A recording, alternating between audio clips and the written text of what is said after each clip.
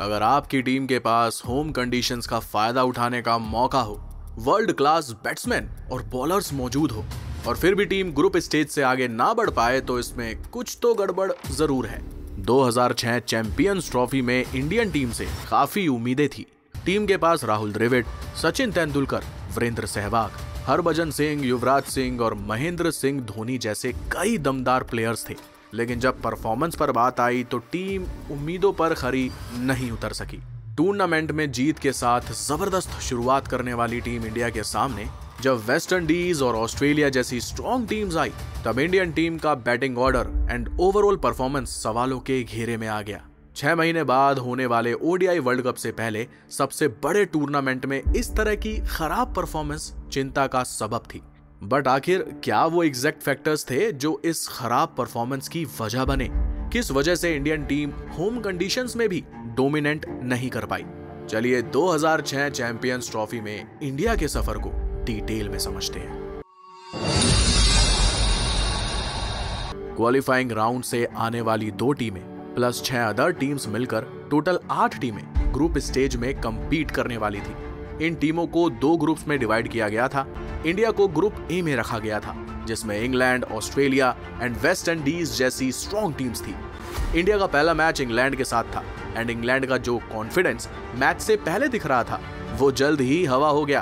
पहले बैटिंग करते हुए उनके 55 रन्स पर 5 विकेट गिर गए थे और यहां से वापसी करना उनके लिए लगभग नामुमकिन था।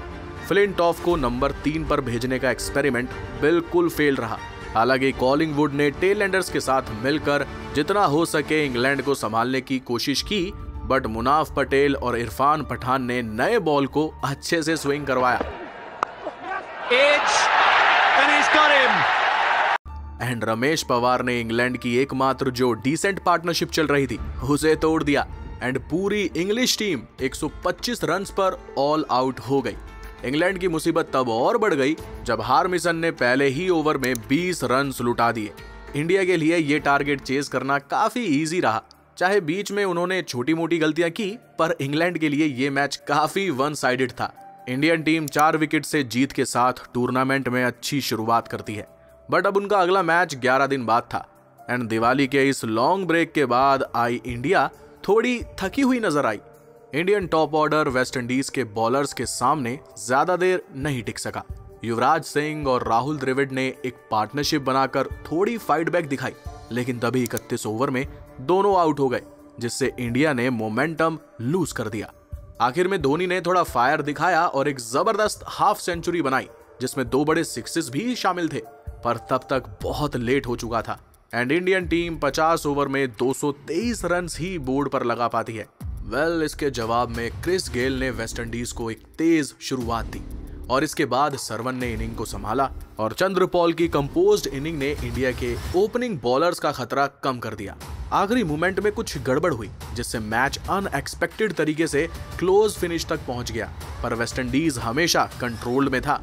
जब रुनाको मॉर्टन 45 रन बनाकर आउट हुए, तब 13 बॉल्स में मात्र 12 रन चाहिए थे, पर अचानक 3 विकेट गिर गए, जिससे इंडिया को जीत की थोड़ी उम्मीद जगी।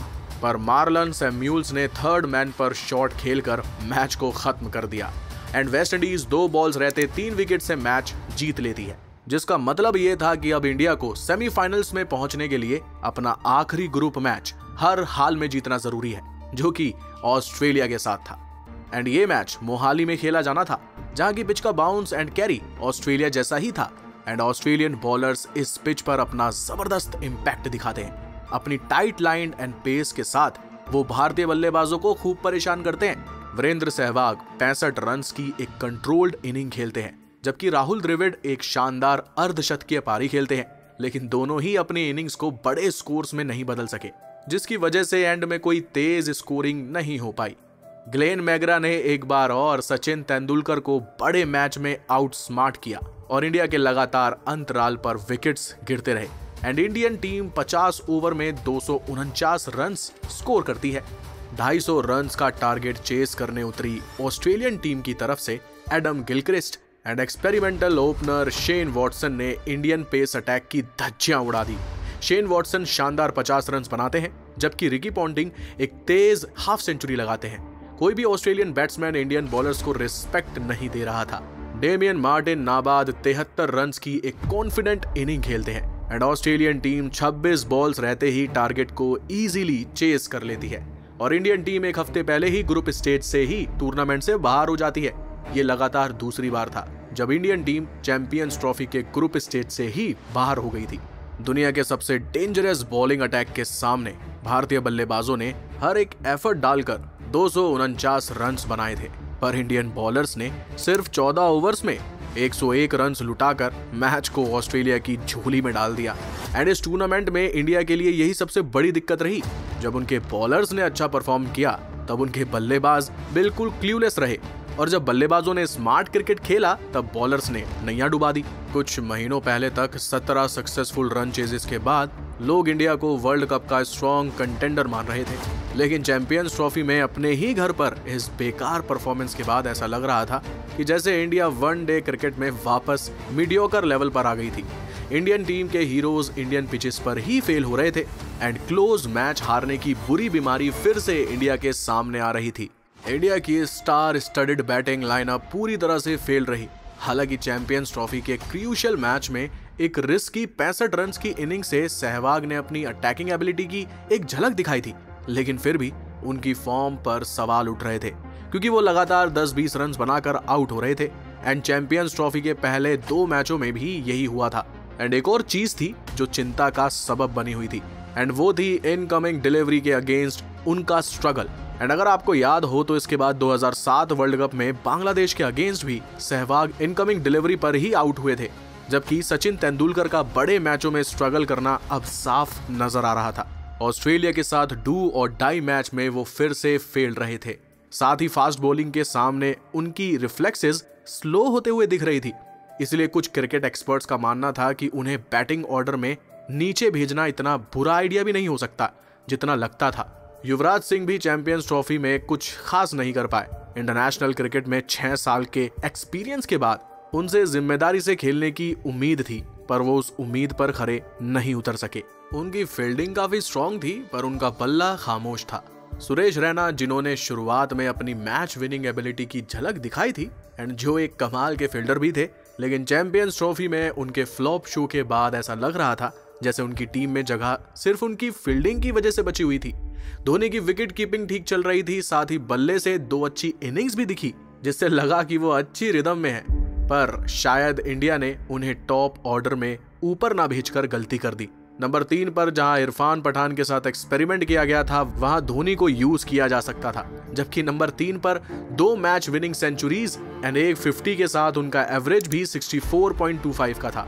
और जबकि इरफान पठान इंडिया के लिए एक मैच विनर से अब तक एक बोझ बन चुके थे एंड ये इंडिया के रिजल्ट पर असर डाल रहा था।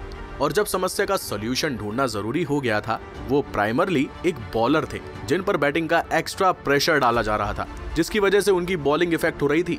चैंपियंस ट्रॉफी में भी इंग्लैंड के खिलाफ उनकी अच्छी बॉलिंग सिर्फ एक धोखा साबित हुई। इरफान पठान को लेकर इंडिया के पास 2 ऑप्शंस थे, या तो उन्हें बैट्समैन के रूप में खिलाकर उनकी बॉलिंग कॉन्फिडेंस वापस लाने की कोशिश हो, या फिर उन्हें वापस डोमेस्टिक क्रिकेट खेलने बड़ौदा भेज दिया जाए। और उस वक्त दूसरा ऑप्शन सबको सही लग रहा था। बैटिंग फेलियर को जहां इंडियन टीम की खराब परफॉर्मेंस का सबसे बड़ा कारण माना जा रहा था, लेकिन वहीं बॉलर्स का परफॉर्मेंस भी कुछ खास नहीं रहा था। बॉलिंग डिपार्टमेंट में हरभजन सिंह इंडियन टीम के सबसे इकोनॉमिकल बॉलर रहे, बट ऐसा लग रहा था जैसे उनकी विकेट टेकिंग एबिलिटी कम हो चुकी थी एंड चैंपियंस ट्रॉफी के 3 मैचों में वो 3.77 की इकोनॉमी से मात्र 2 विकेट निकाल पाए थे, जबकि मुनाफ पटेल अपनी स्ट्रेट लाइन बॉलिंग के चलते एक एक्यूरेट ओपनिंग बॉलर बन चुके थे और उन्होंने सबको अपनी परफॉर्मेंस से इंप्रेस भी किया। बट उनका इनएक्सपीरियंस्ड होना बड़े मैचों में इंडिया के लिए नुकसानदेह साबित हुआ एंड उन्हें देखकर लग रहा था कि इंडिया को मुनाफ पटेल जैसे यंग प्लेयर को सीधा बड़े टूर्नामेंट में उतारने से पहले थोड़ा पेशेंस रखना चाहिए था। अजित अगरकर, जिन्हें इंटरनेशनल क्रिकेट में 8 साल हो चुके थे, लेकिन फिर भी उनमें एक लीड बॉलर बनने की काबिलियत नहीं दिखती थी। उनका हर ओवर में 1 से 2 बाउंड्री बॉल डालना कंसर्न का पॉइंट था, स्पेशली टाइट गेम्स में। जबकि श्रीशांत के पास स्पीड थी, लेकिन सिर्फ ये क्वालिटी एक अच्छे फास्ट बॉलर के लिए काफी नहीं थी एंड कभी कभी वो अपना कंट्रोल खो देते थे एंड बहुत रन्स लुटा देते थे। तो वहीं आरपी सिंह, जिन्हें इंडिया का फ्यूचर स्टार माना जा रहा था, जिनके पास स्विंग एंड एक्यूरेसी थी, लेकिन चैंपियंस ट्रॉफी में ये दोनों ही चीजें मिसिंग दिखी। जबकि रमेश पवार इंडियन पिचेस पर टीम के लिए एक एसेट साबित हो सकते थे एंड इंग्लैंड के अगेंस्ट पहले मैच में 3 विकेट झटक कर उन्होंने अपना इम्पैक्ट दिखाया भी था, लेकिन उसके बाद स्ट्रेंजली एक एक्स्ट्रा फास्ट बॉलर को खिलाने के लिए उन्हें ड्रॉप कर दिया गया। इंडियन कैप्टन राहुल द्रविड़ ने एज अ प्लेयर 2 अच्छी इनिंग्स खेली थी एंड मिडल ओवर में वो एक एक्सपीरियंस प्लेयर की तौर पर अच्छा प्रदर्शन कर रहे थे, लेकिन साथ ही कैप्टनसी के दौरान वो प्रेशर में भी दिखाई दे रहे थे। स्लो बॉलर्स के लिए उनकी फील्ड प्लेसमेंट अच्छी होती थी, लेकिन यंग पेस अटैक के लिए उन्हें थोड़ी गाइडेंस की जरूरत थी। इंडियन पिचेस पर ज्यादा मीडियम पेसर्स का यूज, एक भारी भरकम मिडल ऑर्डर और इरफान पठान को नंबर 3 पर खिलाने की जिद हर मैच में इंडिया पर भारी पड़ी एंड इंडिया के लिए ये खुद के पैर पर कुल्हाड़ी मारने जैसा था। Home conditions, world class players and fans के जबरदस्त सपोर्ट के बावजूद चैंपियंस ट्रॉफी में इस तरह से ग्रुप स्टेज से बाहर होने के बाद इंडियन कैप में हलचल मच गई थी। यह हार इंडिया के लिए शायद जरूरी भी थी, ताकि वो अपनी सुस्ती से बाहर आए और 6 महीने बाद होने वाले ओडीआई वर्ल्ड कप के लिए तैयारियां करें। और सबको लग रहा था कि इंडिया इस बार हार से सबक लेगा, अपनी गलतियों से सीखेगा और वर्ल्ड कप में अपने फुल पोटेंशियल के साथ डोमिनेट करेगा। लेकिन 2007 के उस ओडीआई वर्ल्ड कप में जो हुआ, वो आज भी इंडियन टीम, इंडियन फैंस के लिए किसी बुरे सपने से कम नहीं है।